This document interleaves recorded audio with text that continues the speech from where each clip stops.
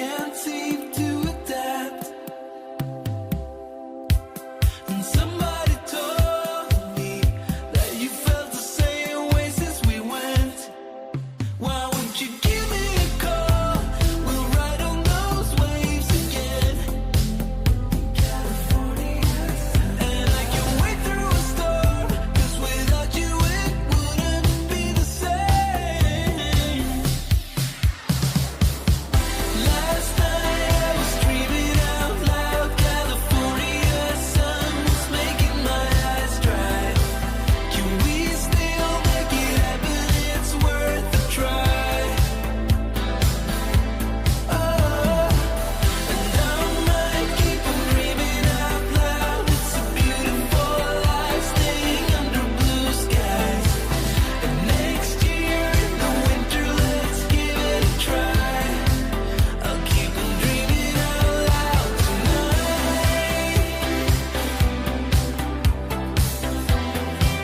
Yeah, I'll be dreaming out loud tonight.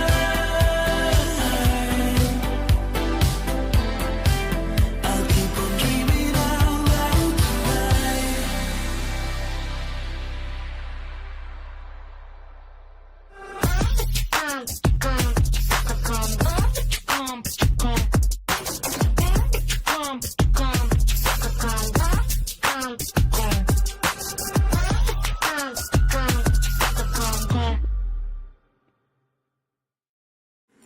Welcome to the Brent Daniels Real Estate Live Show. Today we are talking all about what to offer property owners in 2025. This, guys, is make or break skill. This is the difference between going on appointment after appointment after appointment and just dealing with the disappointment of either locking up a property way too high and having to be embarrassed in front of investors by the prices that we're putting out there, or being embarrassed having a conversation with the property owner saying, oh, you know what, I made a mistake. We can't do this price. You know, there's some factors here. And then we start, you know, like we're on ice skates. We're just kind of skating around the fact that we just didn't understand how to value that property right. So after today's show, you will not have that problem. Okay, you will not have that problem. But let me tell you this, fundamentally, 21 years of experience has told me, you like the way that I gassed myself up there? Yeah, 21 years of experience has told me that supply and demand determine everything. Supply and demand. How many months of inventory are in specific markets, in specific areas, in specific zip codes, in specific counties, in specific cities, in specific towns? You got to get really, really, really micro in your approach to understanding, is this area oversaturated with opportunities? If it is, then the prices go down, right? The more of something, the less value it has, the lower the price. There's a reason that to buy a Rolex at like retail value, which is usually like a third of what the value is on the open market, the aftermarket, is because they only allow a certain amount of supply, right? And when supply is low, demand is high, that's when you can really get the most out of every single property, and you can lock up more properties at higher prices. But when the inventory is robust, when there's a lot of opportunities, then you have to stand out. And the only way to stand out, I am telling you guys this, is price. Is price. Okay? So let's take a look at this. Look at this right here. I did a Google search yesterday. This is current. U.S. existing home month supply is at a current level of 3.5 months. Has not changed from last month, and it was only 3 months 1 year ago. Now, let's look at, here's another chart here. Look at where it was in 2021. Look at that. It was 2 months or less. Look at 2022. It was like 0 months of inventory. This is why we have to adjust. This is why we have to be really, really, really smart about understanding the statistics in our area. We have to understand what is in the mind of cash buyers. What should be in our mind if we are flipping, if we are going to find properties that we can put into our portfolio that we want to find at a discount and fix up a little bit and then do a BRRRR strategy so that we can recycle that money, right? Like, we have to understand these numbers, and looking at this every month, every 6 weeks, every 90 days is going to be important. All right. That's why we do this show every single year, because it does change. Look at it. Look at the difference. Look at the difference from 2023, 2024, 2025, right? It's kind of ticking up in inventory. That means we have to be more aggressive with our offers. All right. So let's take a look at this. All right. This is how I want you to evaluate your deals. All right. If there is more than 3 months of inventory, you're going to offer 70% of the fixed up value, the ARV, after repaired value. Once this property is looking beautiful, once it is looking fantastic, what is the most that it's going to sell for on the market? I'm going to show you how to determine that number really quick. And then you're going to have to, take a lot of reps and get really good at it and really understand what the fixed up value is in your area. But I'll show you how to do it quickly so that you can start making offers right away and have some confidence. But you're going to take 30% off the top. Matt, let's move over to the board here. Let's explain this. All right. What is this 30% we're taking off the top? Okay. If we go, you hear it all the time. 70% minus repairs is what somebody will buy for a wholesale price, right? Well, what is this 30% made up of? Well, when a cash buyer is buying one of our properties, one of our wholesale properties, they have to pay the sellers and the buyers' closing costs when they purchase that deal from us. Right? When we go to a property owner, typically we say, hey, listen, this is the net offer that we can give you. We can give you $150,000. That's a net offer. You don't have to pay any closing costs. There's no appraisal fees. There's no inspection fees. There's no, you don't have to pay the title and escrow fees. We got that all covered. It's a net offer of $150,000. People go, wow, that is amazing. It makes it very, very, very simple. Because I will tell you, if you've ever sold a house, the realization of all the money that gets taken out of a sale is crazy. It is crazy when you're like, oh my gosh, yes, I sold my house for $260,000. No, you didn't. No, you didn't. After the title and escrow fees are done, title and escrow fees are going to be anywhere between, depending on the price of the property, anywhere from like 2 to 3%. Okay? Just for your side. And then the other side is going to be another 2 to 3%. All right. So when a cash buyer is buying that property, they're factoring at least 6% into the closing cost for that deal. So that's part of this 30%, right? And then what else comes out of this 30%? Well, they go, wait a second, I need to get hard money. I need to get private money for this. Typical hard money is about 1% per month. Okay. So they're looking at 1% per month, and they're like, okay, it's going to take me 60 days to fix this up.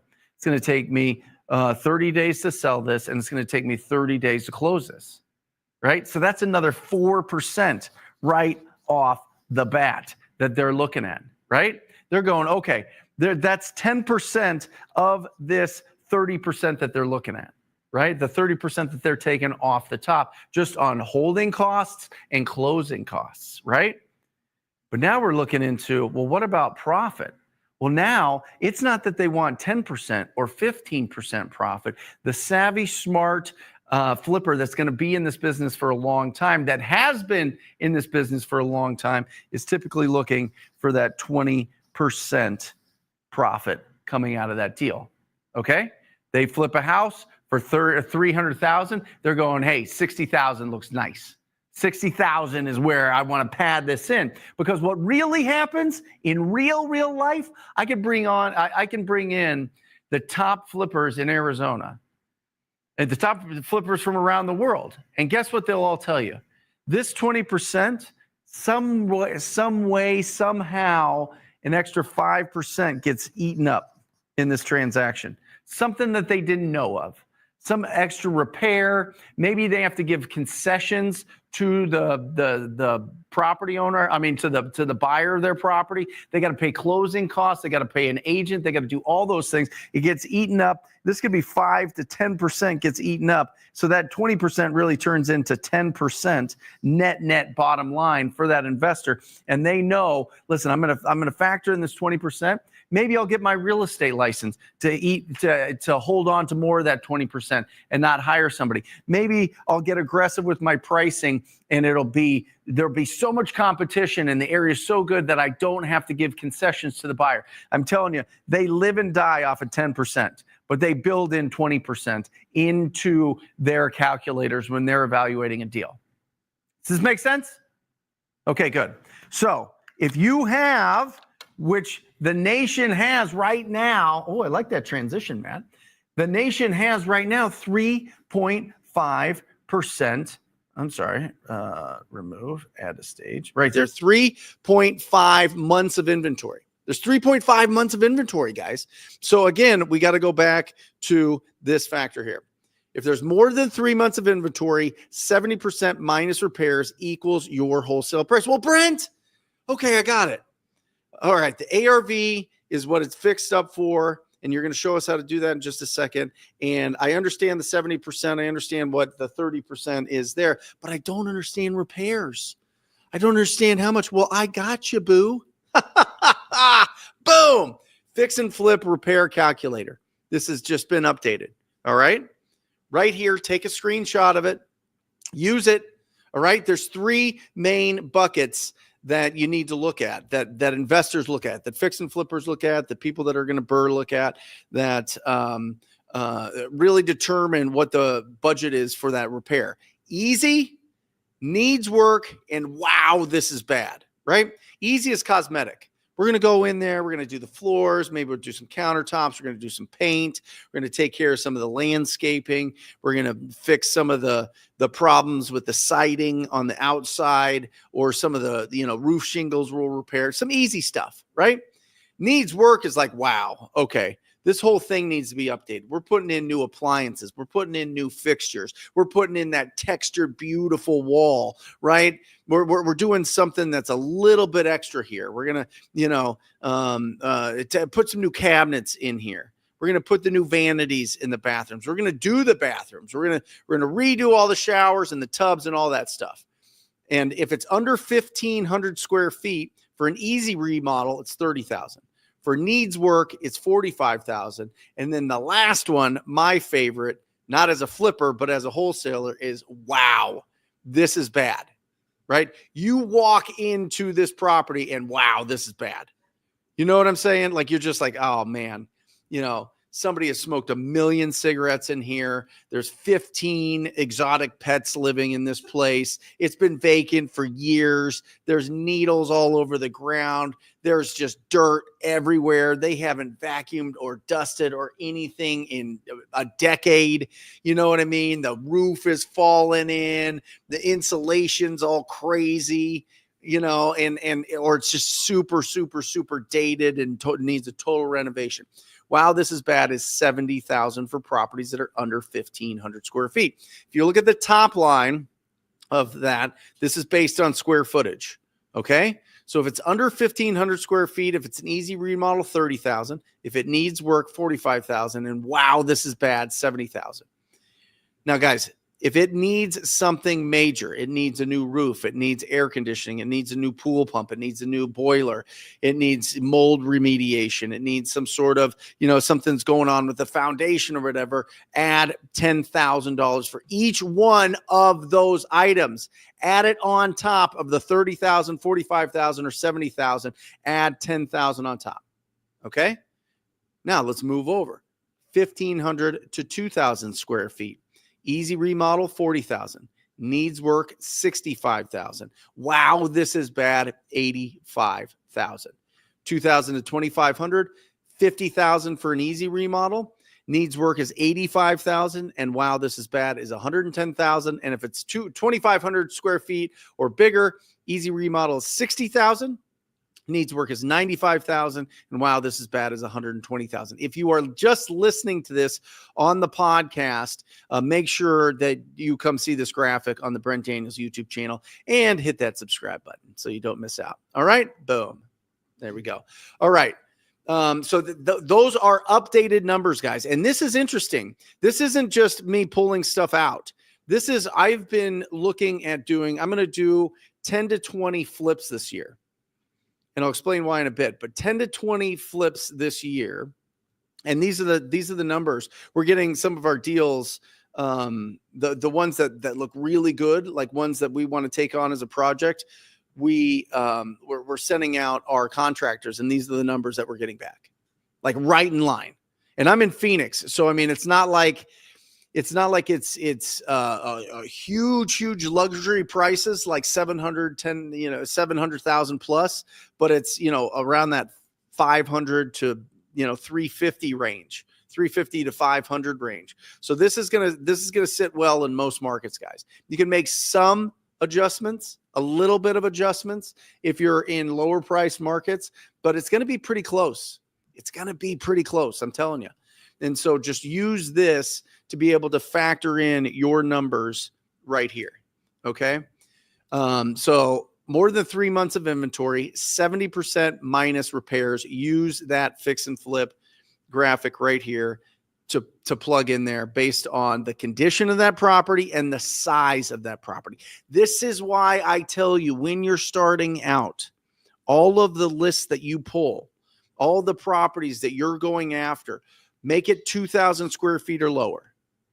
2,000 square feet or lower, because the pool of investors that are looking for those deals is the biggest. That is the biggest pool of investors that you can attract with these opportunities, because they don't have to have hundreds of thousands of dollars for repairs. And a lot of lenders, a lot of private money lenders, hard money lenders, they've really pulled back on lending on the repairs. So people typically are raising private funds, or they're using their own funds. Those get absorbed really quickly, and they can only do a certain amount of deals. If they have easy remodels that are under 1,500 square feet, they can do 3 of those as opposed to a 2,500 square foot deal that needs a lot of work. Make sense? Boom. We're cooking, baby. We are cooking. Now, let's look at this.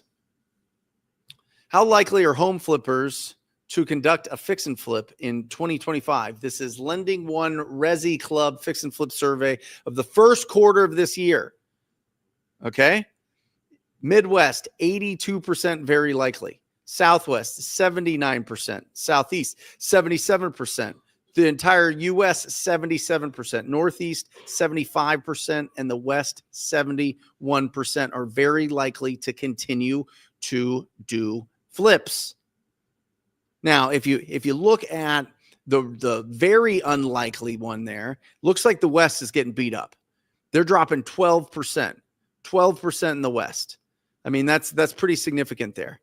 All right. Now, if you're looking in some of those other markets, then what that means is basically what I want to show you here with this graph is, if there's a tightening of the pool of buyers, you have to be more aggressive with your offers. You have to be. You have to adjust this. And if you know that, you're going to get more deals. You're going to get more deals because you're going to be honest with the property owner on what you can pay for that property, what you could put that property under contract for. And so it's really important to look at these. If you're feeling it, anybody put it in the chat here. This is a live show for a reason. Put in the chat here if you feel like some of the buyers have pulled back, or if you feel like some more are coming back in to the market. All right, let me know, and let me know where you're doing business, and we'll get a real poll here. But really interesting stat here. 82%. It's basically 80%. We dropped 20%. That's 1 out of 5 investors that we had last year are saying, I might be on the sidelines. Might see how this tariff situation works out. I heard a lot about that, Luke. Yeah, a lot of people are like, well, what are contractors going to do when there's no lumber, right? Yeah. Very, very concerned. We'll find out, I guess, but yeah, it's interesting. So go going back here. Now, if you're in a faster market, maybe you're in a Seattle, maybe you're in a San Diego, maybe you're in a place where, holy cow, people just love it. People love to live there. And there's less than 2 months of inventory because people buy houses there and they don't sell them. They're locked in, baby. They're locked in for life. They're going to give it to their kids, and their kids are going to live in that house, and their grandkids are going to live in that house, and they're just locked in, right? And then you're 80% minus repairs. If you're less than 1 month of inventory, which is almost impossible right now, then you're at 90% minus repairs. So for the most of us, I don't even know if that's a correct sentence. More than 3 months of inventory is where we're living. So your 70% minus repairs equals your wholesale fee. Then you have to subtract what you want to make. What is your minimum standard of what you want to make on a deal? If you're going to direct to seller and you're putting in all that effort and you're putting in all that marketing costs, you better put at least 15 grand in there as a minimum standard. Minimum standard 15,000. Minimum standard. And then that gives you your max allowable offer. So let's do this in real time. Let me remove this, and I'm going to present here. By the way, guys, we got the incredible Tom Croll in about 10 minutes. I've got Jason Lewis, who is the direct mail master. Direct mail master. He owns a company called Investor Machine. We're going to be talking all about that. He's actually in studio at the top of the hour. So make sure that you stick around, especially if you're implementing more inbound marketing this year. You've now gone up the stairs, and you've got that good budget to be able to have people reach out to you, which is a beautiful place to be. I'll tell you that. But let's go in here, and I'm going to do this. I'm going to share my screen, and I'm going to do the window or the entire screen. No, I'm going to go window. So what I did is I searched a property that I used to own. It's actually 2 baths, which is interesting, just to give you the numbers here. So what I want you to do to find out your ARV is you can simply, all you do is you Google the address. I just Googled the address, literally. Google the address, it pops up, and you'll see here that it has Zillow, it's got Redfin, it's got Realtor.com, it's got all of these, right? And so use those 3. Use Zillow, Redfin, and Realtor.com to get an idea of the value of the properties, just to overall value. So this one, it says 454. I'm going to put it up here.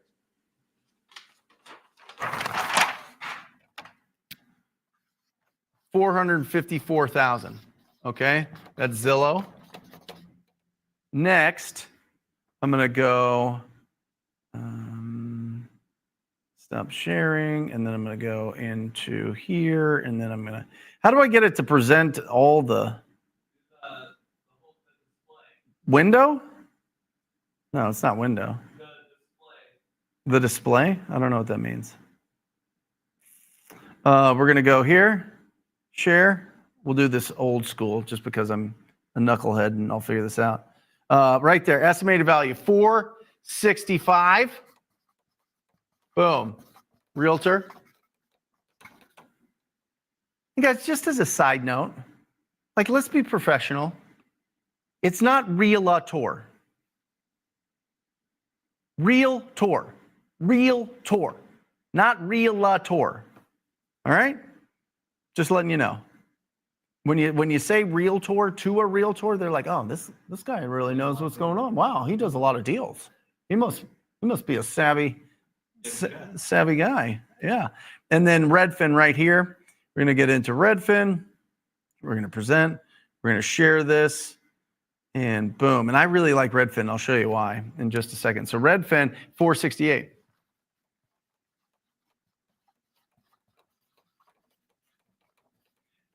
Luke, can you add all these up and divide by 3? So what you're going to do there is you're going to, let me remove this real quick.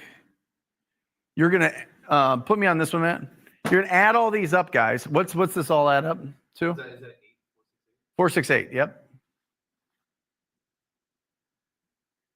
1,075,000. 75,000. All right? Yep.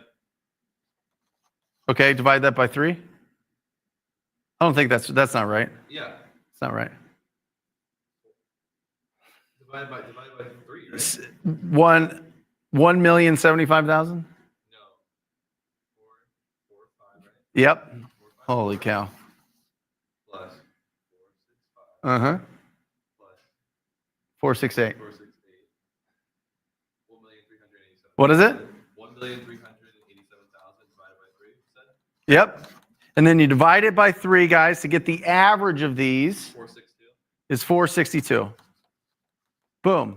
That's where your 462 is where you are putting this top number. Boom. 462. That's your ARV minus. So let's look at this. 462.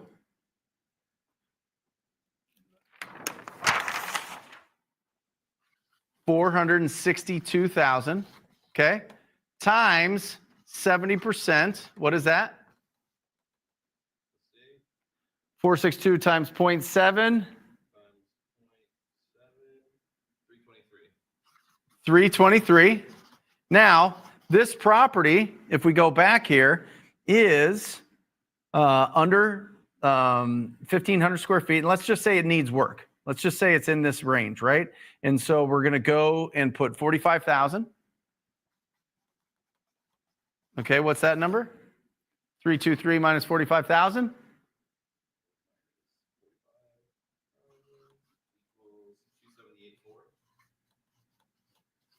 And then you want to make 15,000 on that deal.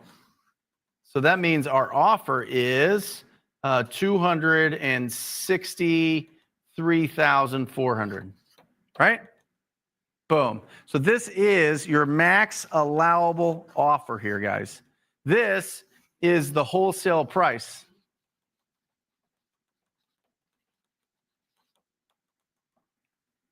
That's it in real life here, right? And this is if there's 3 months of inventory. 70%, which is going to be most of the time, guys, in this market. Got it? Boom. Done in real time. If you have questions about that, make sure you put them in the chat. All right? So that's how you run your numbers, guys. This is really, really, really important. Watch the amount of inventory that you have. And if you need to understand the amount of inventory, I'm going to show you a cool little trick here, okay? Because I know that might be a question. That's certainly been a question in the past. We're going to go to realtor.com, okay? Realtor.com. I'm going to put in Phoenix, Arizona here. It's going to do this search, all right? And you see this right here? Right here it says 73, well, you can't see it, but 7351. 7351. Sorry, bouncing back and forth. This is important to break down. 7351 equals active and pendings. Okay? That's the amount of properties that are on the market. But some of them are under contract. Some of them are going through their inspections and appraisals, and they're what's called pending. Okay? Now, look at this. Right here, you can go listing status, and you can hide the pending or contingent properties. Boom. And now there's 5406, 5,406 actives. Get that calculator, Luke. Get that calculator, bro. So we've got these active. So what's the difference between this and this, right? So you take this number minus this number equals, how many are pending here? What's 7351 minus 5406? 1945. That's how many are pending. That's how many are under contract. This is the number that tells you how many properties are selling each and every month. This is incredible because now we know how many are active, then we know how many are pending. So then we go, okay, well, if that's the case, I'm going to take the actives, which is 5406, and I'm going to divide it by 1945 equals how many months of inventory?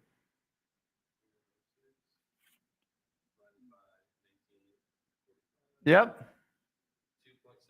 2.799, baby. We can start playing around. We might be able, we could maybe push to 75% minus repairs. We're creeping towards that 80%. We're not there. It's not less than 2 months, right?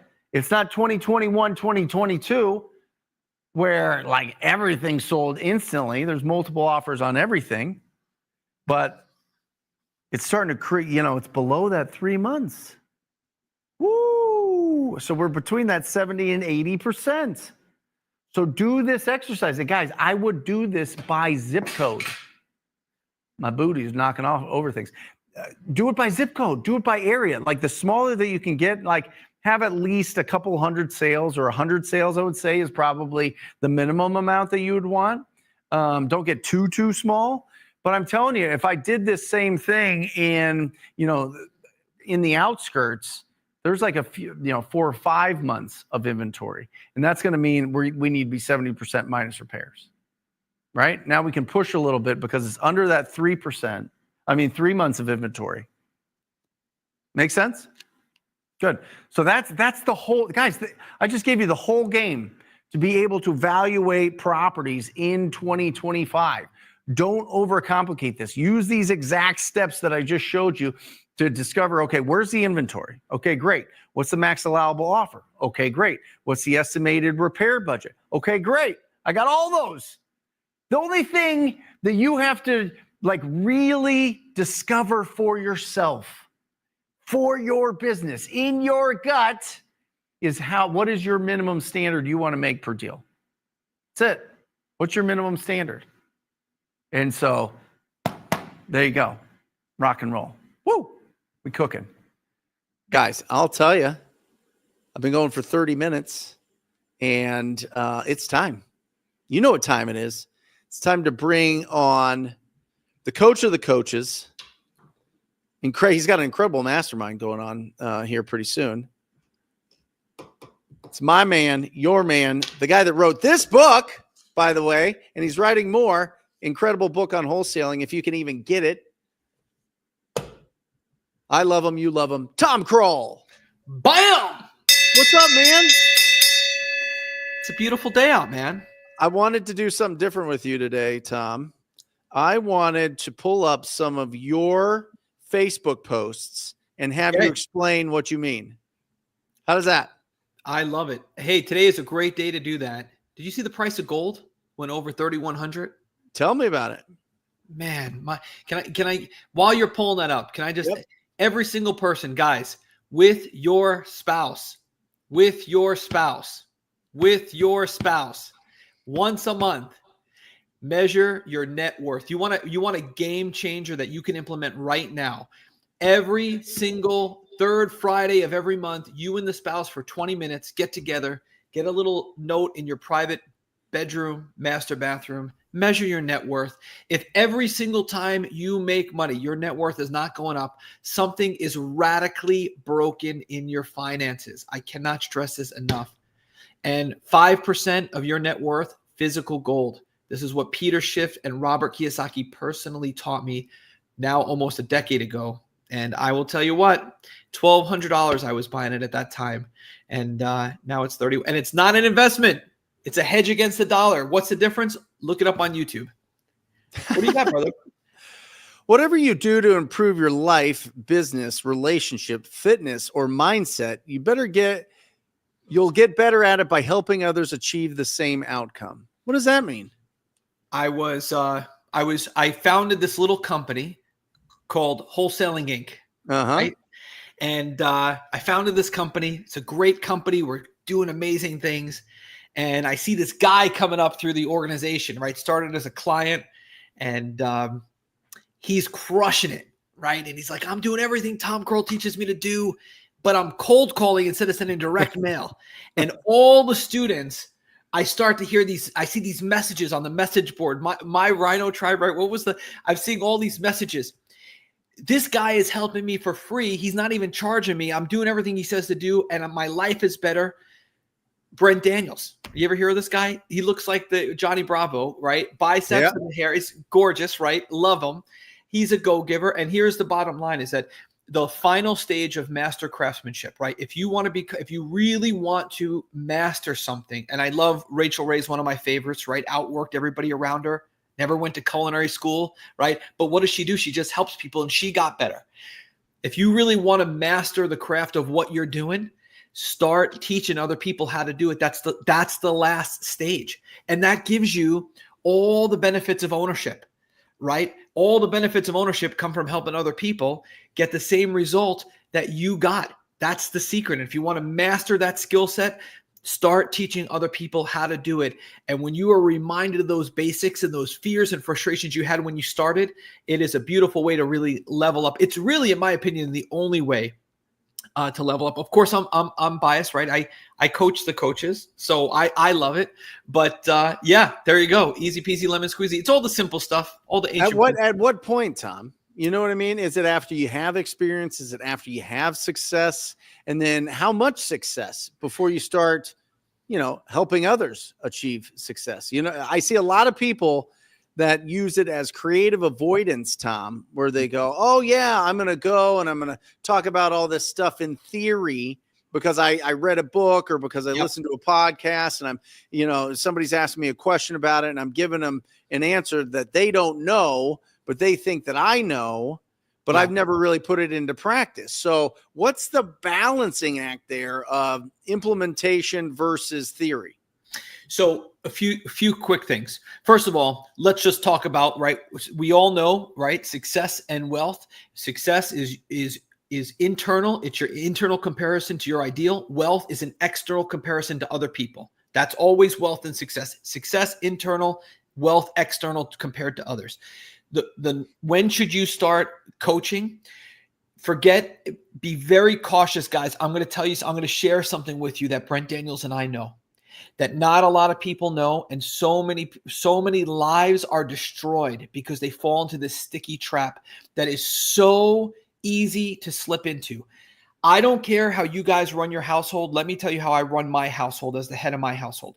If you want to lead or pour into my family in any way, if you want to teach my children or wife or myself to do anything, you darn well better have personal experience. Anybody, listen for this, guys, anybody who says to you, they'll use this analogy all the time. They'll say, well, I don't need personal experience, Tom, because this coach taught this athlete how to win this championship, and that coach never played the game, is completely full of BS. The one thing that wealthy people know, one of the greatest separators of the wealthy and successful to other people, is that they are rigid about only taking feedback from the people who love you, pay you, you pay, regulate your industry, or are already where you want to be. And it's that last one that's the most important. Sports has nothing to do with business. We would not know Michael Jordan if he was 4'3". I don't care how many shots I take at the basket. You would not know Michael Jordan if he was 4'3". Here is the bottom line. What really, and sports is unique because you're born with natural talents that get enhanced over time. And I remember, Brent knows I don't watch sports at all, but I remember a long time ago when everybody in my office, when I had an office job, I had to pick a team for sports betting or whatever. And I picked the Patriots, and everyone used to hold up these signs of the defense, and they were giving Bill Belichick all the credit. And you know who it was? It was Tom Brady the whole time. So even in the moment, they don't know how to assign it properly. Here's the deal. Sports has nothing to do, or very, very little, with business. So if anybody's giving you sports analogies is why I can teach you without having personal experience, avoid them like the plague. This is the difference, right? Guys, don't forget, these differences are all rich people, poor people save, rich people invest, right? Poor people buy and sell, rich people buy and hold or buy and trade up. All the time you see these differences. They're so easy to spot once you know what to look for, right? Poor people, compound interest works against them, right? Oh, I'll finance or lease a car, right? I have the credit score or the monthly. Rich people, compound interest works for them. Poor people earn money and spend money. Rich people earn money and buy assets that allow them to buy liabilities, right? So you see these trends amongst the wealthy and the poor all the time. And one of them is they are very, very careful about who they allow to lead them. So when should you start coaching? When you have experience. What if I've only done 10 deals? If you've done 10 deals, you're far enough along to take a new person and teach them how to do a deal, right? Or whatever it is that you want to coach, but you've got to have personal experience in order to do it. And if you don't know something, just say, I don't know. I don't know the answer. But I think that coaches are born and they start pretty early. Coaches can't help but coach, right? Yep. They just can't help it. So that's how I would look at it. I love it. You got another one here. No one has ever lost money lending to someone they didn't like. Oh, What God. does that mean? My goodness gracious. You and I, guys, let me tell you something. There are more people, especially because of wholesaling, you could become so incredibly cash rich in such a small amount of time, right? You start wholesaling and you do a few deals and all of a sudden, you've got $100, $200, $400, $800,000 sitting in the bank. And what happens is you become a very bad steward of it. A lot of us, before we got into wholesaling, we had jobs, right? Or we came from poor families. So we have all of these poor principles that are at play all the time. So somebody will come along and they'll say, well, I can give you a really good interest rate. Why don't you lend me that money? And what do? If we like them and trust them, we just lend them the money. And Brent and I can name person after person after person who have lost not tens of thousands, but hundreds of thousands of dollars doing this. So here's the trick. No matter how much you like them, no matter how much you trust them, no matter how big their name is, how popular they are, how good their reputation is, right? How much of experience they have. Whenever you lend money as a private money, as whatever you're doing, fractional wraps, however you're lending money to get a return, make sure you're following procedures and protocols. You're dotting the I's and crossing the T's, and you have somebody in that space guiding you on you. Can you make a fortune? Absolutely, you can make a fortune lending money as a private lender. But guys, no one has ever lost money by lending to people they didn't like. Every single person who's lost hundreds of thousands of dollars, they were lending to a person who they liked. They were charismatic. They had a great smile. They had a good game. They had a big reputation. That's who loses your money. The people you like, know, and trust, when you write them a check for $300,000 or $40,000 or whatever it is, that's the people you're going to lose money to. Because if you don't like them and you don't trust them, you're not going to lend them money. So trust but verify. That's what that means. I love it. I was watching an interview and they were talking about, how the wealthiest people essentially own stock in their companies or other companies, and then they get loans on those stock. That's what they live off of. That's why they don't pay income tax, because it's loans off of assets. How can we do that in real estate? Do we just make a bunch of money, like wholesale deals, flip deals, and then put that money into the stock market and then let that go up in value and then get loans on that? Or can we do it by buying properties and getting those paid down or getting more equity in those? I mean, you see that all the time. You see people pull out home equity lines on their own homes all the time to live off of. Right. So, I mean, there's got to be some rules here, right, Tom? Yeah. So I like the fifth grade mentality, right? Because I got a 990 on an untimed SAT, right? So let me help everybody who is confused by all of that. Every single time you take a dollar, first of all, here's the way your finances work, right? It's called T4. It's tax, tithe, table, take, right? This is all wealthy people live on less than they earn. All wealthy people live on less than they earn. All people who are broke, as soon as their income goes up, their living expenses goes right up, right? They'll lease a car, they'll get a new apartment, so they're always trying to find ways to match their income and their living expenses. And then they'll say, I can't, there's no way I can't lower it. So here's what I would suggest that you do. Of the money you table, right after you pay your taxes and your tithe, and then you table, right? Because you want to live on about 80% of what you earn. The money that you table, you want 20% in this index fund called VTI. It's an index fund which represents the entire market. Most people have become wealthy through the stock market and through owning a business. I know everybody says real estate, but that number is skewed because they're including when grandma and grandpa bought their home on Long Island, New York for $5,000 and now it's worth $890,000, and that's why they're a millionaire. But if you take the income that's invested, it is through something that Albert Einstein teaches us is the most powerful force in the universe, which is called compound interest. Poor people have compound interest work against them, right? They have credit card debt, all that kind of boat debt, right? All of that. Wealthy people have compound interest that works for their good. So what is the index fund VTI? Teddy Roosevelt teaches us it's when your money's money makes money. And here's what that means. It means you take every dollar you earn, you take a portion or that you save or that you invest, you put it into VTI, you put 20% of your savings into that, right? Of your investments is in VTI. VTI is going to pay you a dividend that you automatically reinvest. It's like buying one little share of the entire index fund of every single company that's publicly traded. So you don't have to understand all this, right? The bottom line is if you look at my portfolio and other people's portfolio of all of my clients and you say, well, these people who what do they do with what's the big secret? Here's the big secret. It's 50, 20, 20, 5, 5. 50% real estate, 20% cash.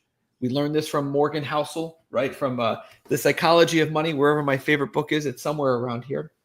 And then we have 5% physical gold, 20% VTI, 20%, 20% is the stock market, and 5% physical gold, and 5% high risk, high return, right? 5% of your investment should be, if you lose it, who cares? It doesn't matter. Or it can get a massive return, right? So you and I, Brent, were both lucky that we had that account, the speculation account. We put it into Bitcoin. It exploded, right? Phenomenal. If you lose it all, you lose it all. It doesn't make a difference, right? So the bottom line is on this, you have to be getting compound interest. That's where most millionaires are made. And if you can earn money by wholesaling, which just means that you can find and buy diabetic strips or cars or houses or apartment buildings or commercial buildings or businesses for pennies on the dollar, then you could make huge amounts of money by selling them for more money. What do you do with that money? I would suggest that you invest it. It's pretty straightforward and simple. And guys, that's the trick with wholesaling. Once you know how to wholesale. Do you think you should invest if you have consumer debt?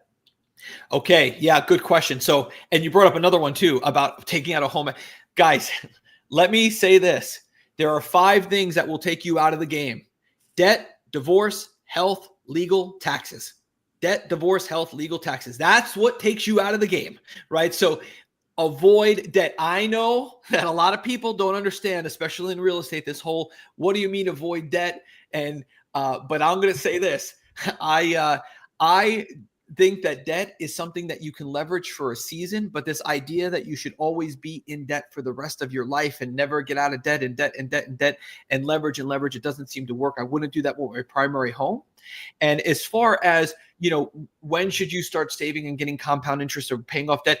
Here's what I'm going to say. I think that if you're under $1 million a year, I think Dave Ramsey has it right. Just follow his baby steps. Put $1,000 in the bank because you do need some cash, right? And then you start working on paying off your debt and then saving up 6 months. And his 7 baby or 8 baby steps, I think, is a great kind of start. And as you advance through that, you'll kind of move on to different models that are more appropriate. But don't take out a home equity line of credit. And here's the thing.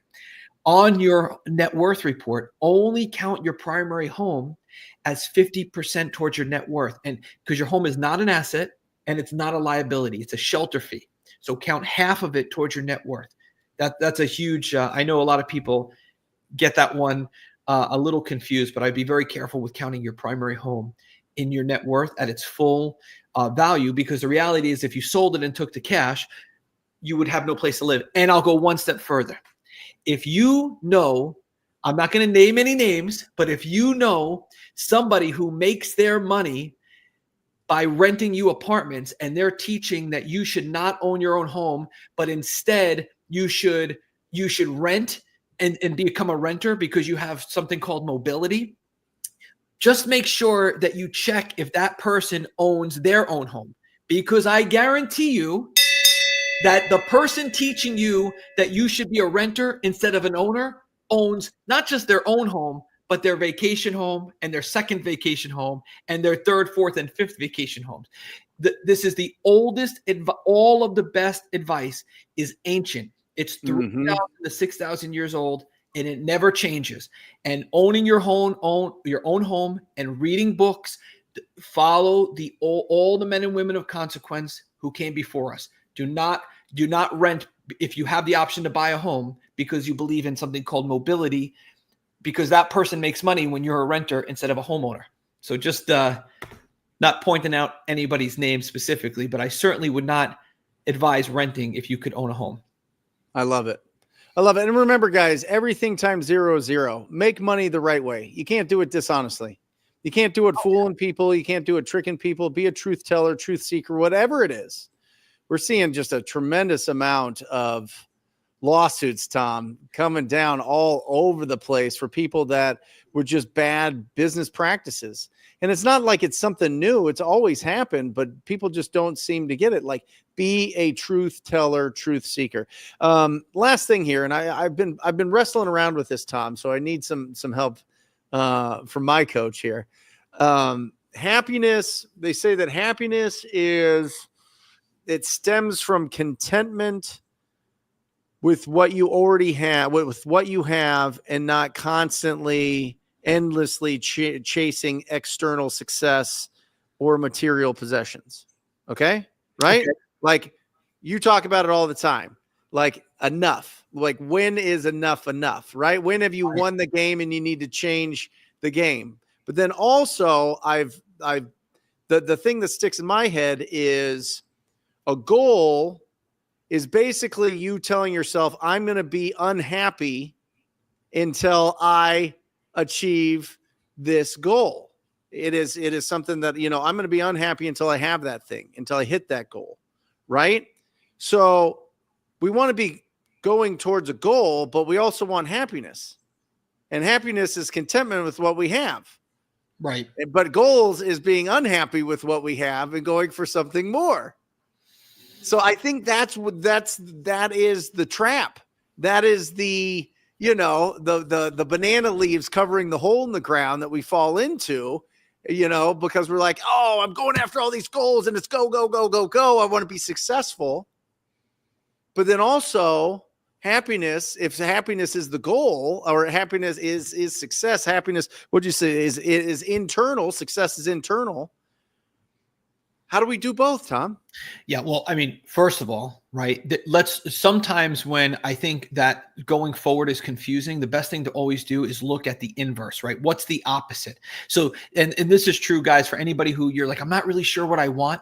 Start with what you definitely don't want, because that sometimes can point you in the right direction, right? So I would say sometimes look at the inverse of where, if you have a little bit of confusing, if you have some confusion there, and if you do have confusion also, always, if you start to lose your footing on your purpose or direction, always remind yourself of who you are supposed to be a hero to. This is what confuses a lot of entrepreneurs. Just always remind yourself, sit quietly in the morning, get out of your head and your heart and go in your belly. And just remember, who am I supposed to be a hero to with my talents and my network and my purpose? And that will bring a lot of clarity. And then start with what I may not know what I want, but I know for sure what I don't want. And that sometimes the opposite of that is provides a lot of clarity. Also, work on, instead of always being so concerned and stressing out about what is the right choice and what is the right choice, I would focus on making the choice right. Instead of making the right choice, and this is something that Dr. I can't think of her name, talks about from Harvard, but instead of focus on stressing out about making the wrong choice, just make the best choice and then make that choice the best. That's a really good way to get some clarity. But let's go down a little bit further, right? I think the other thing that you have to be careful of here is, and Arnold Schwarzenegger teaches us this: never lose your usefulness to other people. Mm-hmm. If you listen to Daniel Lapin, there is no word retirement in the Lord's language. So be very careful about, Brent and I know people who are so singularly focused on money and monetizing every relationship and monetizing every conversation that these men have lost they have everything from the outside, right? And they have absolutely nothing. They Mhm. are completely hollow individuals, guys. So one thing, and there's nothing wrong with making money. And I'm one of those believers. I do believe in setting like a cap on your financial aspirations. But what I would say is stay in purpose and make sure. One thing that I notice with people who have the most suffering is that they're constantly chasing and convincing. You want to get into a season where you're attracting and rejecting. That's where you get your confidence from. When you have usefulness to other people and you're in a season of attracting and rejecting instead of chasing and convincing, you'll find people who are chasing and convincing are always chasing cash. They're always chasing the symptom. Cash is a symptom. You want to focus on creating the conditions. And this is why if you look at some billionaires who, they're always using almost what I call baby talk, right? Whether it's Peter Thiel or Warren Buffett or Ray Dalio or Carl Icahn, and you're listening to these men speak, they speak in very simple terms, very simple vocabulary, and simple to see metaphors. And when you're in that season, you'll feel it. I think that success is an internal comparison to your ideals, and wealth is an external comparison to other people.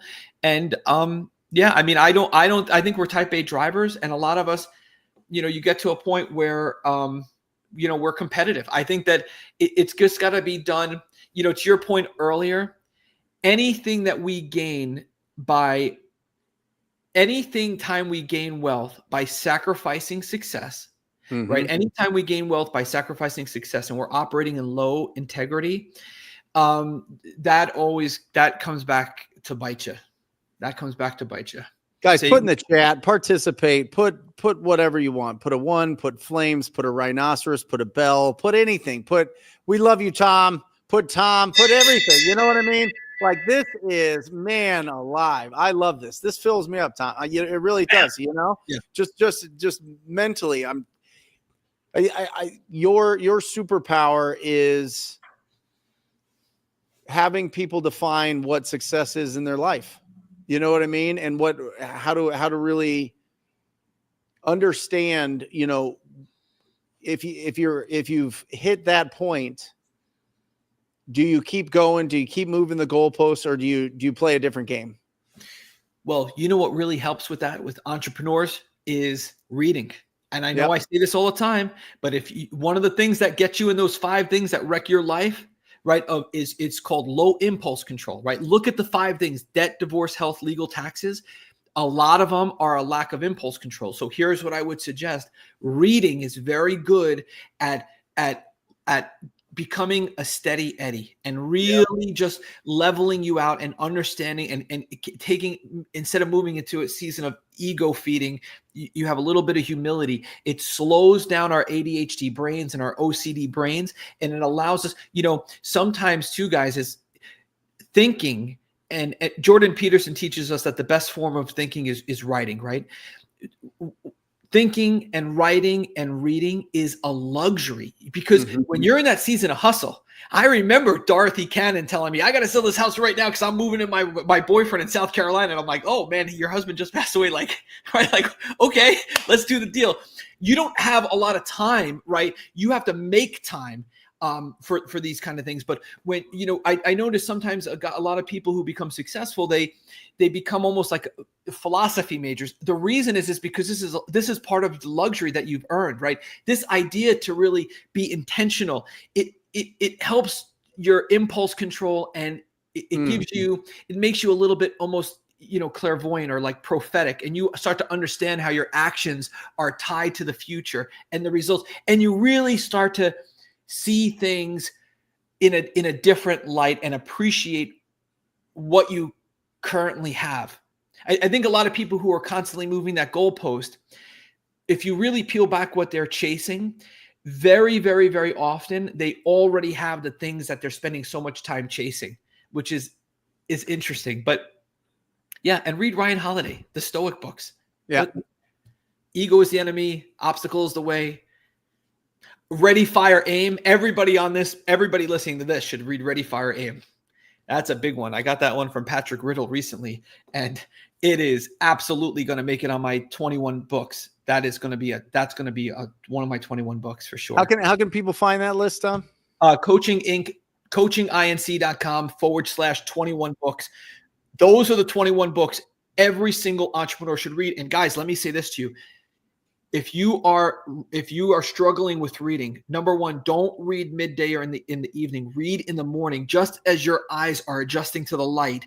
Pick a book by your bedside and let those men and women, Elaine Bennett and Ryan Holiday and Jordan Peterson and Daniel Lappin and Scott Alexander and all these good men and women, let them pour into your brain and set the tone for the day. And do not pick your own books. Don't be tricked by a fancy cover. Everything new is garbage. You want the old stuff, all the ancient principles. There's nothing new under the sun. So you can get a new book, but it's got to be based on old ideas, right? Just a new interpretation of an old idea. But yeah, you want to read, oh man. I mean, I could just name books all day long. I love them. I've never heard that, Tom. I've never heard reading is the antidote to impulse, to not antidote, but it helps with impulse control. Yeah. I mean, I found it personally. I love it. You're completely right. As you're saying, I was like, oh, of course. You know what I mean? Yeah. Whenever things are going a million miles an hour, whenever I'm in the tornado of being an entrepreneur, things are going here. Whether it's good, whether it's bad, whether it's a profitable month, whether you lost money that month, whatever it is.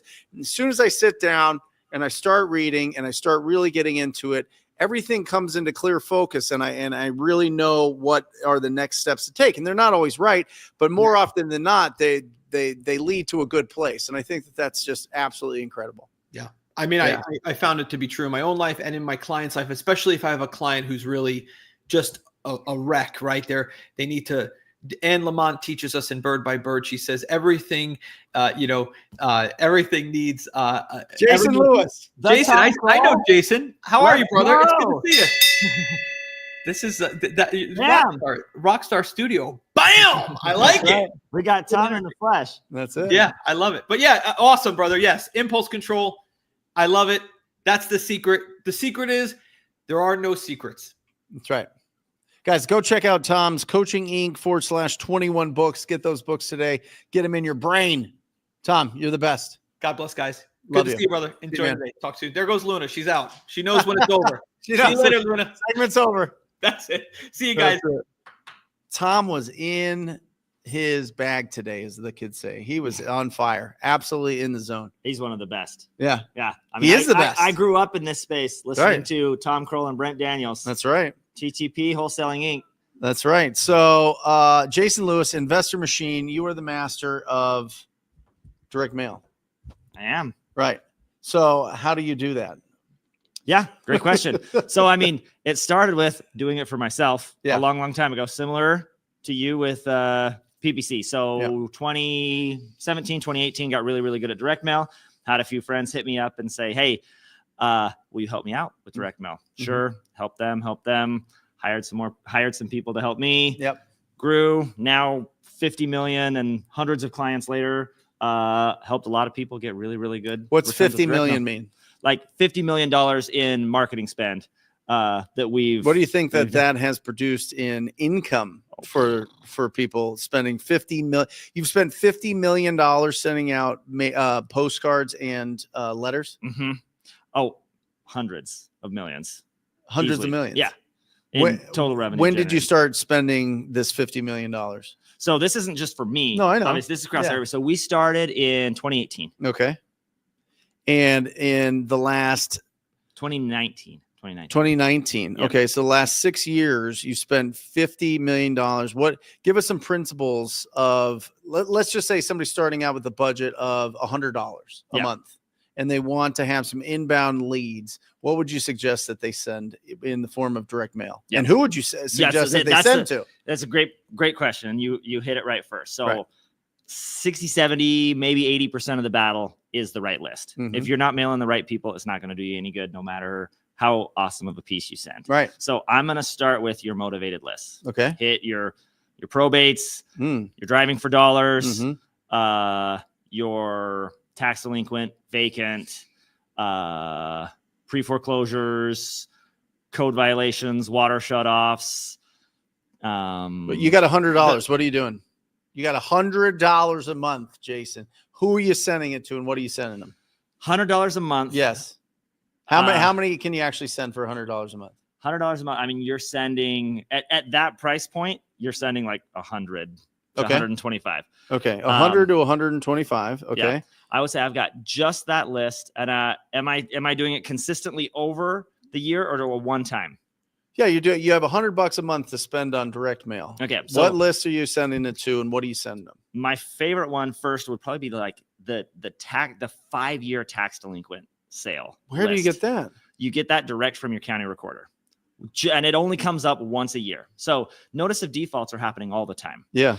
But it's different with title between tax sale and notice of default. Notice of default, you can be like 3, 6, 9 months behind. Sure. And then you got a notice of default. And when it forecloses, you get all of the excess. Oh, that's a common misnomer with foreclosures. People think they lose the house and they don't get anything. Right. But my house goes, excess. Yeah. If I owe 100 and it sells for 200 at the county courthouse steps, I get the other 100 after all the fees and everything else. And you can typically sell for a decent amount. At a tax sale, though, you don't necessarily get clear title because a foreclosure clears title. Mm-hmm. So for the buyer, it's pretty risky. And so people will buy tax sale properties for pennies on the dollar. Right. And those are typically 5 years delinquent. Like they've had 5 years to pay that and they haven't. Right. So if I'm only doing one list first, it's that one. And it's this time of year in the spring. Most of your tax sales are going to be April, May. So there's a free one. How do you for get everybody here besides those of you in Utah? Because I've already got that one worked in Utah. How you get it? You just Google tax sale list, my county. Mm-hmm. And it'll pop up. Some are doing it in March, April, May. Every county works a little bit different. Yeah. Then you got to take and convert it from, they're going to send it to you in some type of PDF or something to an actual list. And then in terms of what I mail them, I'm just mailing them a straightforward, hey, I buy your house. Postcard, letter, what are you sending? I'm sending them a postcard. And then the other thing that I do is I'm going to include I specialize in these things. So on all of our stuff, including the mail we send for you, we like to have hey, we happen to coincidentally specialize in these things. Yeah. By the way, I spend $25,000 a month. We started in January, and that is a combination of letters and postcards, I think. Mm-hmm. Maybe it's just letters, and it goes out to a list that you have filtered. Yep. So Investor Machine guys, they do all this work for you, and get you the list. Send all the mailers, set up the phone numbers for them to call so that it can get tracked, so that those calls get recorded, all those things. Yep. Right. By the way, we swap. So I use TTP PPC. Yep. Have been since late last year, and this quarter. So we just closed out the quarter. We came in at $225,000 from revenue from Jesse and Brent on the PPC stuff. So we talk2people.com. Anyway, go ahead. Thanks for the plug. Yeah, I'm the only one that beat you. My mail was the only one that got more revenue than the PPC. Everything else I did came in well behind, which is awesome because I've been struggling with PPC for years. Yeah. Huge blessing to my business. Yeah. Awesome. So specializing in, if you directly say, what'd you spend to make that? You made how much? 220 in the quarter? What'd you spend? Shockingly low. I was still in the tester budget. Right. So typically I'm in the same budgets as you. I'm in 20, 30, 40, but I spent like $7-8 grand a month. So wait, 25 grand. So that's like a 10x return this quarter. So get it. There's a plug. When you directly call out the motivation, sometimes people get defensive. I remember in my earliest TTP cold calling days, I got my LexisNexis. I still have it, by the way. Wow. You told me to get, this was like pre-batch, pre-IDI, pre all of the skip traces. That's how long I've been in your world. I still have the LexisNexis rolling. I'd skip trace people and call and be like, hey, you're in foreclosure. You want to sell me your house? Right. And the whole phone call was just about whether or not they were in foreclosure. And it's like, you're obviously in foreclosure. This is not up for debate. This is public information. I got it from a list, but you just argue with people. So what I found is you don't want to specifically say, hey, I know you're in foreclosure, or hey, I know you're on the tax delinquent list. It's just, hey, I buy houses and I coincidentally specialize in 4 things. And one of the 4 happens to be the thing that you're going through. Yeah. So we do that automated. So for every mailer you have, we know every motivations that people have. Let's say They're a out-of-state landlords. Brent Daniels' company happens to specialize in dealing with difficult tenants. Let's say they just died. Brent Daniels' company, what's the home buying company called? Joe Homebuyer? Joe Homebuyer and Offer Arizona. Yeah. So Joe Homebuyer happens to specialize in probates or happens to specialize in firehouses, whatever thing is along the way. So I get targeted, but not too targeted of messaging. And then the other big one is if I'm sending a postcard and this is if you have $100, should you just get a stack and just handwrite, I buy houses and I'm interested in a house and just send it to them? Put a stamp on it. Yep. Right. Write it yourself. First class. Yep. And I specialize in these things and send it. If I have $100, I'm even and you looking would go, at that point for a list that default. motivated. I'm knocking the door. Tax defaults. Yeah. Yeah. I mean, I've got a guy knocking the doors in Utah right now. So we mail them, we call them, we text them from a Verizon or not a Verizon, an iPhone, right? So it's blue on there. Just one phone call, no multi-line dialer, just hit those deep niches. And then the other big list is just going to be your higher stacked list. So how do you tax know delinquent, vacant, NOD, probate, the more things you can get in one, the better. How do you know if somebody's behind 5 years in taxes?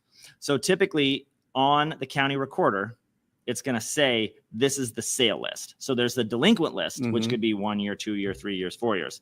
Then there's the sale list. By the way, the other big key to that one is a lot of those properties are going to be like tiny vacant lots where it's like, hey, I wound up with this 0.002 acre lot that's completely surrounded in houses that's 5 years delinquent on taxes.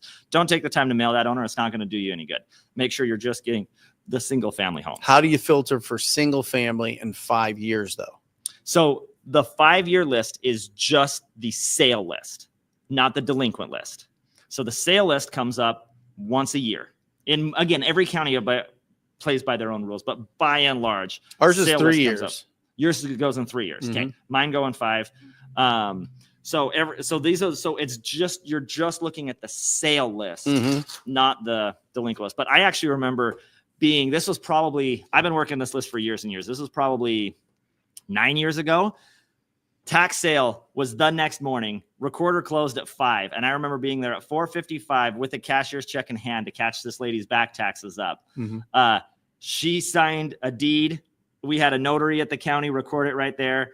I paid the taxes right there. And I mean, this house had like 50 dead cats in it. Sure. And like, it was like taking down the sheetrock. It was everything else. We still did great on the house because we bought it right. But it was like, if you're going to be in a story, like, you've got the shows or whatever, you're going to be in a TV show. This one was the story. It was rushing to save the tax sale at the very last minute followed by the just awful house. Yeah.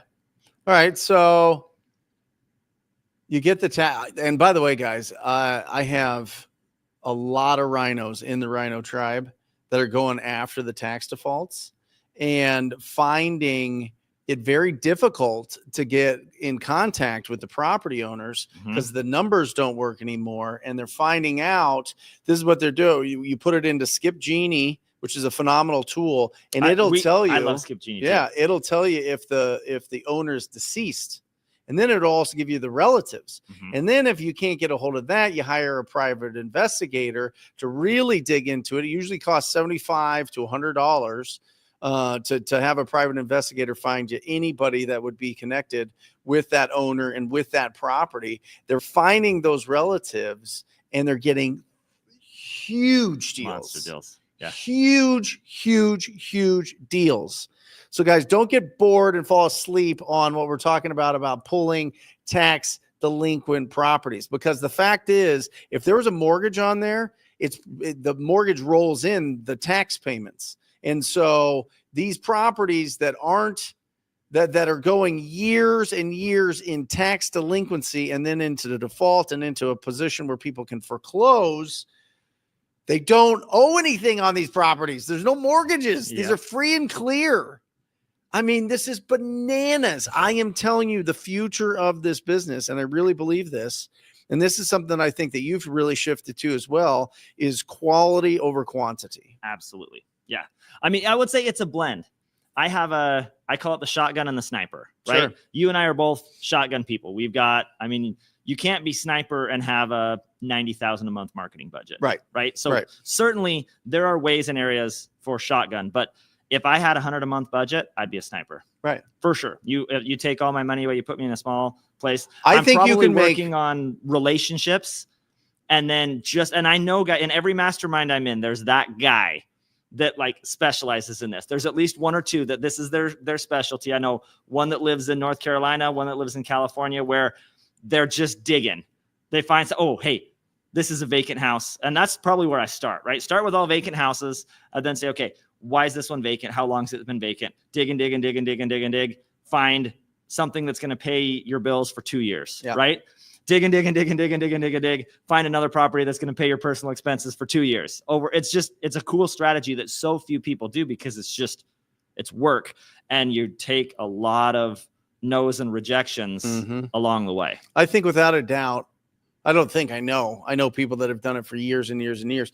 You can make $400,000 a year. One man show. If you go very deep on properties that nobody can find the owner of, there's no active phone numbers. You do a private eye, you spend the $75, $100 to really find the relatives, to really unravel what's going on there. You go into social media, you get 5,000 Facebook friends, you post every single day, I buy houses, you build up a reputation, you get free deals that way, and you just simply find the people that are unfindable, that have these properties, that owe property taxes.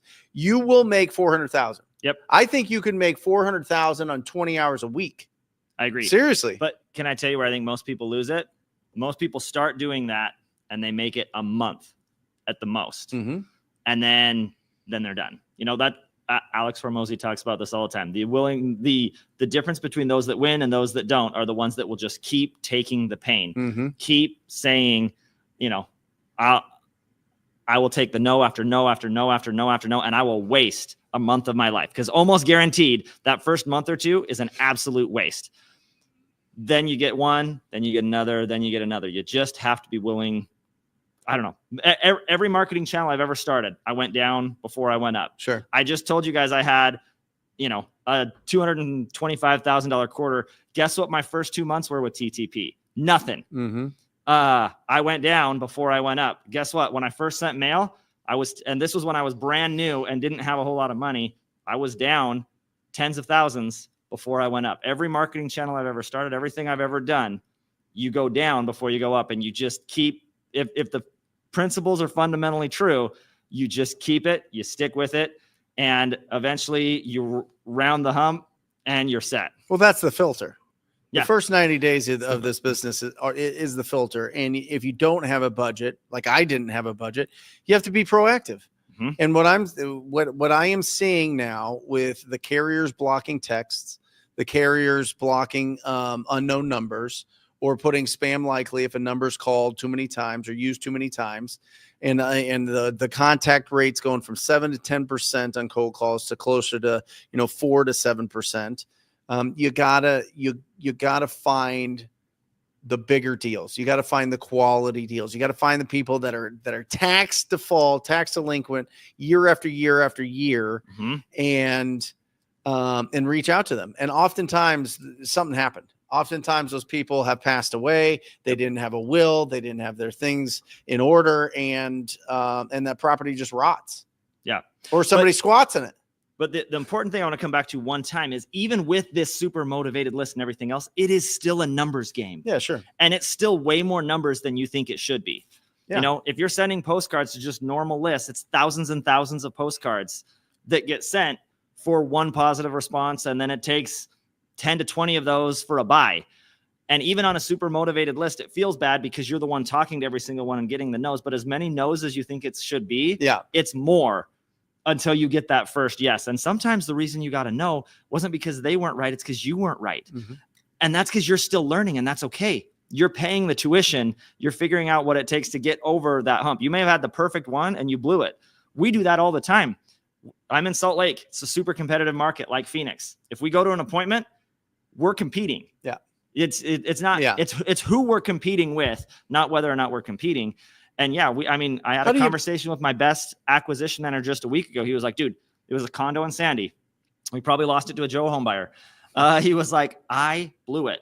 Like, I know I blew this one. And he's great. He's been doing it for long. Sometimes you just blow it, but that's education. It's not wasted time. It's education. That's what you're doing, is you're learning the ropes along the way, getting your MBA and whatever it is we do. And the only way to get that degree is to just go do it.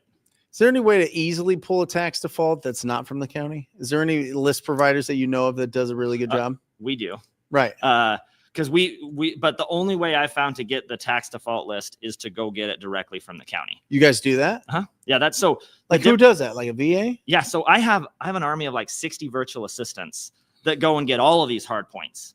That's what makes Investor Machine. So how Investor Machine initially came to be is I started getting the hard to get list. There's the easy stuff, right? You want to do an absentee, you can go get that from PropStream, Batch, sure, Deal Machine, any of those places. But then there's the hard ones, the specific tax delinquents, the probates, the water shutoffs, the code violations, those lists. Yeah. So we start with a national list, every record in your market. Then we go and pull all of those super hard lists for you. So we're doing the crap for the probates, which is literally you read through, you say, okay, this is the probate, this is the trustees. Okay, did they own property? Okay, we're going to go look on this site and we're going to this, and then we're going to this, and then we're going to this. Okay, boom, that's a probate record. That's the reason why those aren't on those sites, is because that's what it takes. Yeah. And it's expensive and it's a pain in the butt. And over that person that did that mining is a team leader keeping them excited. And then there's a QA person. And then there's a person that QAs that, because I learned in my early days, just because you set up a system to do that, it was literally like we were doing beat up rentals at one point, where we would look on Zillow for beat up rentals and then we'd mail them and I'd see it come through and it was like a brand new remodeled house. And I was like, yeah, should have learned. People from the Philippines don't have this same skill set on knowing what a remodel looks like than me. So whole big process of that. So that's step one of Investor Machine, is the hard to get motivated list for starting small. And then the other part is the high level stacking. Real quick.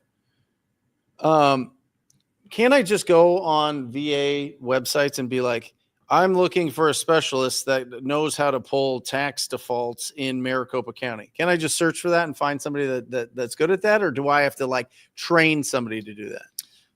I have never found someone that could just do it and do it successfully. I've always had to train them on my own. It doesn't mean that they're not out there. Yeah. This is what I've found from being in the space. Maybe you fired some that's their specialty or something. There is, you may be able to find some ex-Investor Machine employees. Maybe that's what you got to look for. Ex-Investor Machine employees. I will say they're out there. Or current. Or current. No, they're locked in. Yeah. So we were talking about I have tested, my dream is to buy more lists and have to go and get less, right? Yeah. Because it's much less expensive to just go buy a list. So every time any different data service provider out there that could possibly buy one of these lists, I'm like, oh, let's go. And we go pull what it exactly is from the county, and then we go pull what they've got, and we're like, oh, dang, that's not actually the list. Like, I'm not sure what they're doing, where they're getting it from. It's clearly not QA'd because it's not right. So we keep pulling that list, but we're constantly. Do you just sell your list?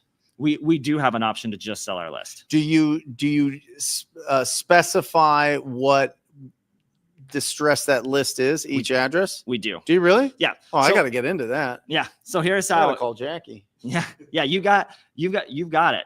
Because I'd love to go and really investigate the real tax defaults. Yeah. The ones, and see if we're mailing to an address that the property owner just doesn't even. Yeah. When we list them in order of the highest priority and most stacked down to the least. So I got to get in there. Yep. So part of what we do. Yeah. Part of what we do is all of the motivations. Yeah. Right. But then we also. So stacking is like where you stack things on top of each other. Right. So what we found though, with just getting into this, so let's say like you get like a divorce list and it's like, oh, cool, I'm going to mail a bunch of divorces. Here's the problem. Some of those divorces may be a home built in 2010 that they've owned for 3 years that they don't have that much equity in. Do you want to mail that divorce? No. Probably not. No. Unless it's also a probate and tax delinquent, right? Yep. But then by that same token, you may actually have here an out-of-state absentee on a home that they've owned for 50 years. They're 80, and the home is 800 square feet, and it was built in 1940. Mm-hmm. That home is actually way more likely to sell to you than a probate of a 1995 home that they lived in for 3 years. Mm-hmm. So people get the investor machine has evolved over time. Step one was just these stacked motivations. Step two was, wait a minute, you're built, you're zoned, equity, all this other stuff is actually every bit as much important as these other things. So we give all of these things a score and then run it through our software, which comes in and says, this is every property score Mm-hmm. that we've done based off of you're built, you're zoned, and all the motivations along the way. Mm-hmm.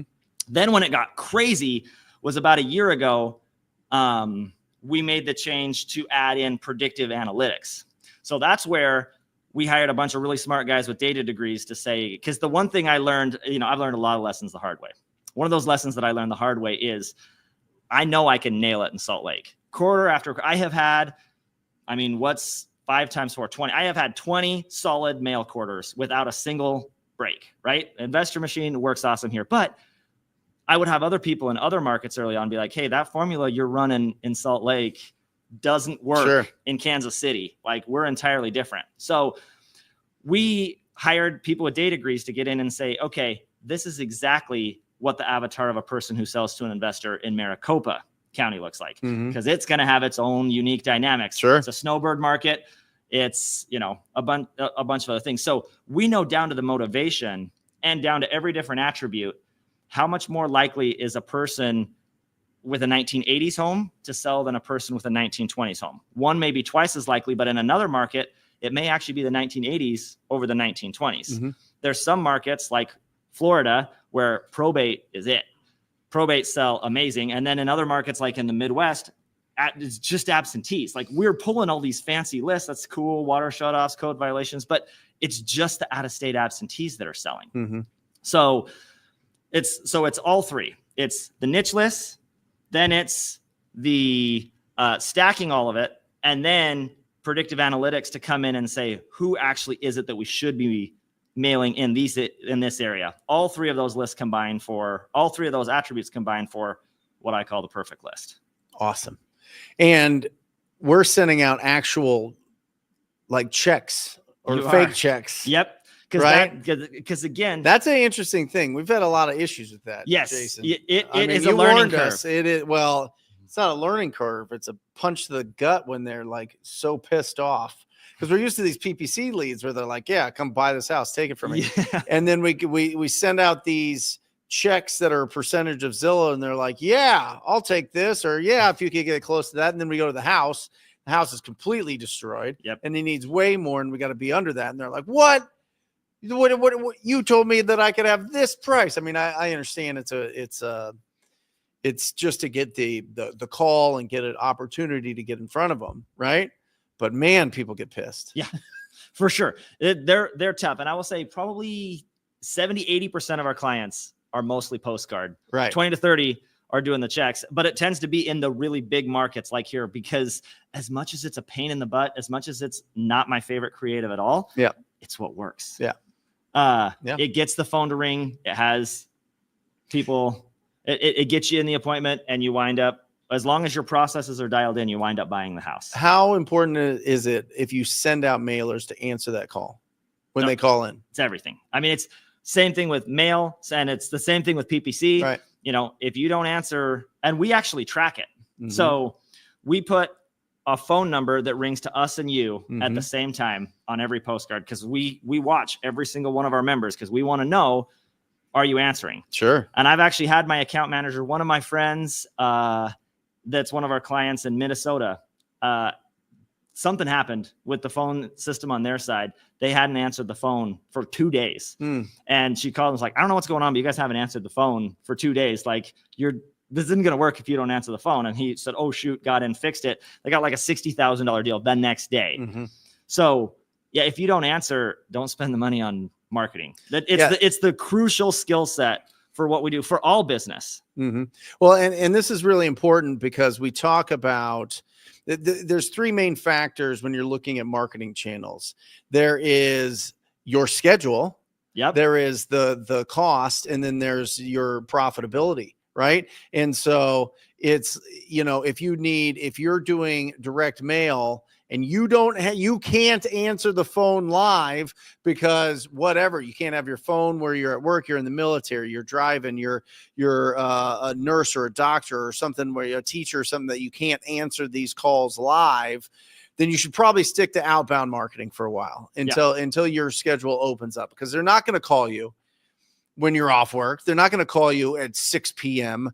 Every time. They're going to call you all throughout the day. They're going to call you on the weekends. They're going to call you all the time. And if you're not answering those calls, you are missing out on deals. Absolutely. And so you need to have your schedule open to be able to really do outbound marketing in that sense. If not, knock doors, make some calls until you can replace your income, open up your schedule, and do this business full time. And then that's when I suggest that you do it.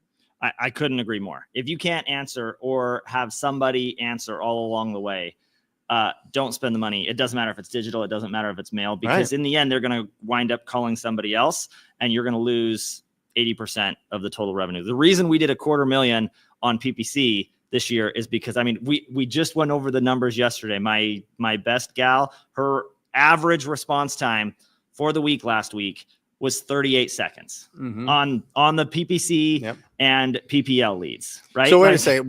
So far this year, what did you spend on PPC?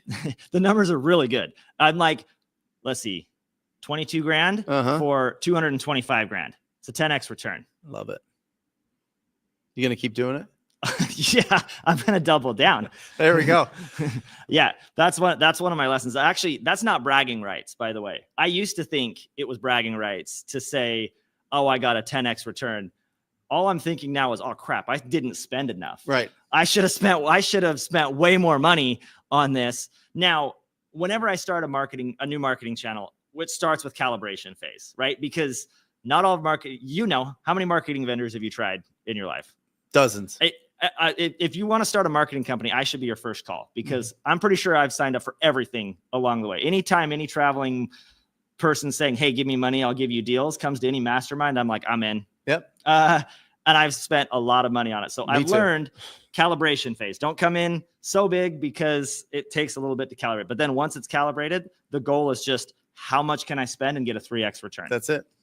I always look at that 3x. Awesome. Yep. Guys, there we go. Jason Lewis, Investor Machine. He's in town. He's going to be on Steve Trang's podcast. Give him some love in the chat. Awesome. So good to have you in here. It's so good to see you. Did you see all the guys back there? Oh, yeah. That are finding you the deals? I was chatting with Jesse. I was chatting with all of them. Yeah, they're all right here. Yep. Awesome. Well, that's it. That's our show today. I got to get going because I got some meetings with the title company to see what's going on with all of our deals, and they're kind of gassing me up a little bit, bringing in some delicious Postino lunch. Matt, come on in. Luke, come on in. Thank you guys for joining us for today's episode of the Brent Daniels Real Estate Live Show. On behalf of Luke and Matt, Jason Lewis, and myself, remember, keep your house clean, protect your health, and increase your value to the world. You'll live a fantastic life. I love you guys. We'll see you next week. Oh.